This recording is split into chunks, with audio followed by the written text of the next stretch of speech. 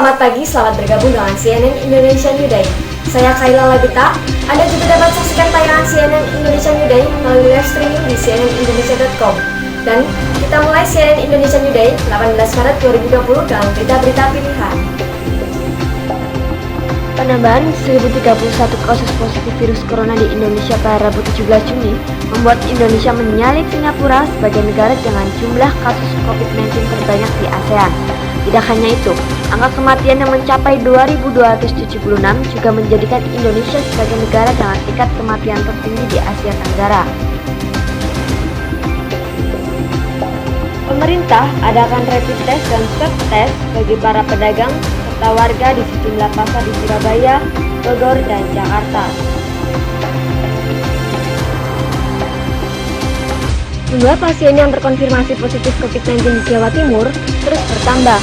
Setelah berakhirnya masa PSBB, Gubernur Jawa Timur Kofifa Indar Parawansa menyerahkan keputusan kepada kepala daerah di Jawa Timur tentang pemberlakuan kembali PSBB.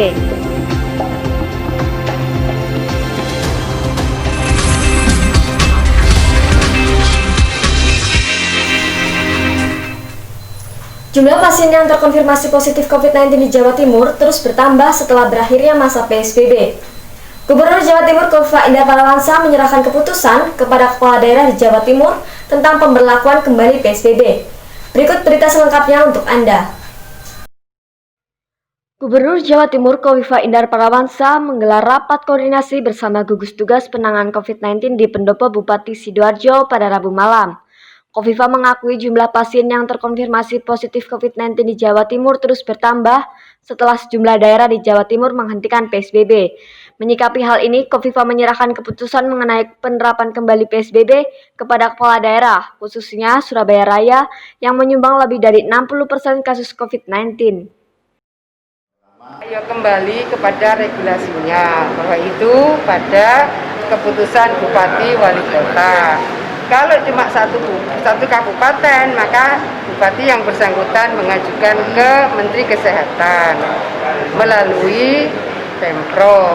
Tapi kalau lebih dari satu kabupaten, maka yang mengajukan adalah gubernur.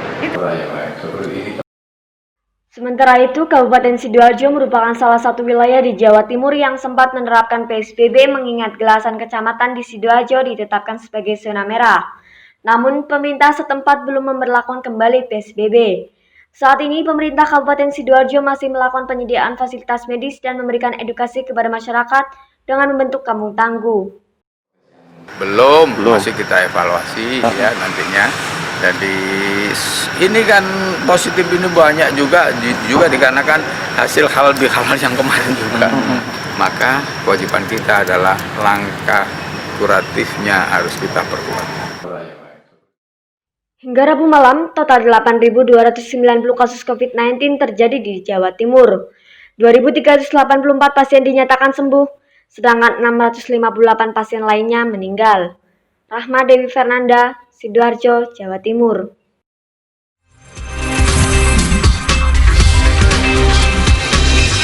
Bahaya COVID-19 ada di mana-mana. Hindari penyebarannya saat keluar rumah dengan langkah berikut.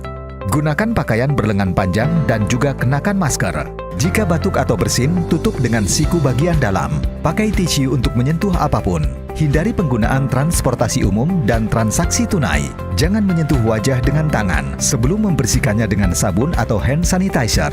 Dan ingat, harus selalu jaga jarak aman. Ayo lawan virus corona.